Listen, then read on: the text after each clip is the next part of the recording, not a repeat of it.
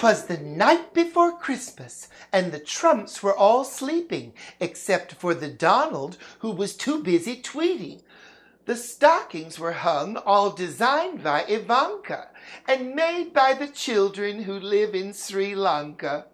Little Baron and brothers, all snug in their beds, dreaming of the day when their old man drops dead. And Melania, former model, now jewelry designer, was hiding the Viagra in a vase of fine china. When down in the kitchen there arose such a clatter. Was it Chris Christie drinking more pancake batter? Down to the stairs Donald waddled intently. Could it be Mexicans stealing the Bentley? Or maybe it's Muslims, or blacks, or the Jews. Should he call the Klan? They'd know just what to do. A total disaster, he said, dialing his phone. It's 3 a.m. I sure hope Hillary's home.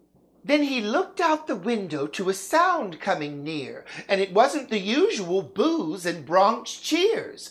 When what to his white-circled eyes did appear but a foreign-made sleigh and 8 illegal reindeer? And who was that pulling the reins to his chest? Some white-bearded senior too fat for his vest. He looked like he'd flunk a cholesterol test. One thing is certain, they're not sending their best. Without proper visas, his horned mules they came, as he whistled and called them by Latino-type names. On Paco, on Pablo, these names sounded awful. On Jorge, on Pepe, on red-nosed Rudolfo. Dash over that porch and that 50-foot wall. Dash over it, rapists and drug dealers all.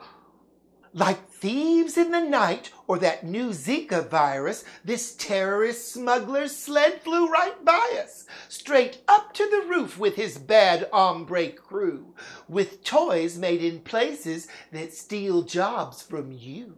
Without going through customs or terrorist watch lists, they started unpacking some cheap Chinese watches. On closer inspection, this old man was a fright, like Rosie O'Donnell if her beard were white. Into the chimney this goblin did scoot, and in the blink of an eye was unpacking his loot. Pence, Giuliani, the Donald did scream. He even called for Chris Christie, the eating machine.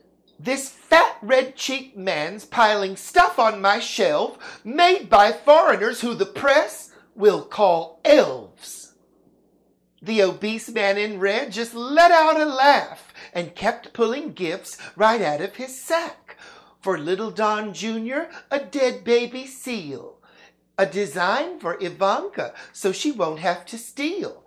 But let's not forget number 1 on his list. Some tiny little gloves for Donald's tiny little fists. And while this fat freak was unpacking his box, Melania walked in, eyes squinting from Botox. But even with her face frozen from injections, immediately she could see the connection. "Donald, these labels!" Melania yelled as she gracefully turned over a jacket lapel. "It's all our Trump brand, so let's stop all this foolery. Santa's delivering Trump clothing and jewelry."